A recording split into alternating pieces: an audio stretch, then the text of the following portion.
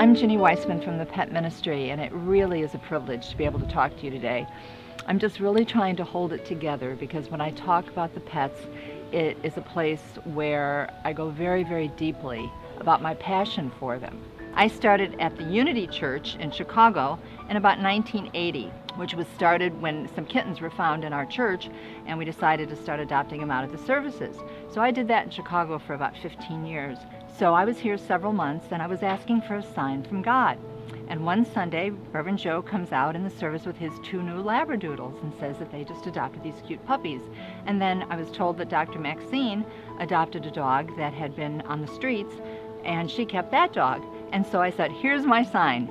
Over the last 5 years, so many people, some of the ministers here have adopted dogs, and what I hear almost every Sunday is how these dogs have changed their lives. So in February of 2009, we started bringing pets to the patio in the Center for Spiritual Living, and we've been doing that every month except on the summer months for the last 5 years. We're such a passionate community. Everybody here has their ministry. My passion and my ministry is the pets, and many of you see me here on Sunday and ask me almost every Sunday if I have pets here, but we do have them here one Sunday a month now on the 3rd Sunday of the month. And we have found wonderful, wonderful homes through this congregation and through the networking of this congregation, because I see people taking out their phones and sending pictures to their neighbors and to their family, and so we're able to network out the animals much larger than this, in a much larger area than this congregation. But the people in the congregation who have adopted pets tell me over the years how much the pets have changed their life.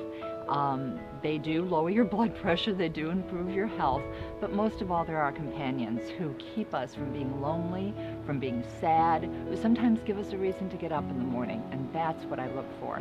I'd like to share something that happened to me this summer. I had just an aggravating situation happen to me that ended up as a miracle, and I want to keep the phrase, show me the miracle in mind when I have something happen to me, instead of saying, why is this happening to me?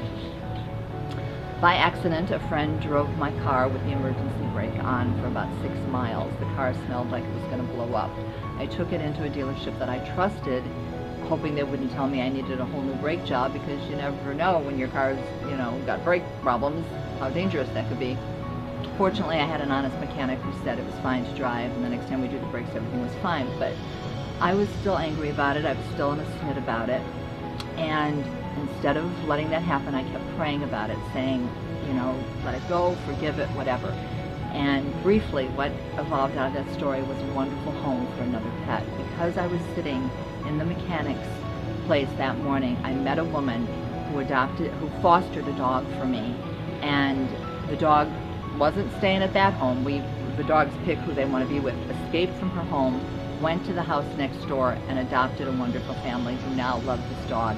And that dog, A, would not be on the planet if I hadn't been sitting in the mechanic's office, because I wouldn't have gone to the rescue to rescue it, and B, it wouldn't be in this loving home. So now instead of saying, why is this happening to me, I say, show me the miracle. So this Sunday, we had 3 Chihuahuas here that we rescued. To give you an example, we rescued from a hoarder situation. That's the kind of calls we get. There's groups of animals that are not being cared for or fed. We go in and get those animals, we socialize them, and so it looks like some of these will get homes today. What you've done when you take one of the rescue pets that we bring here is that you've saved a life. But we have an expression in rescue, which is, who rescued who?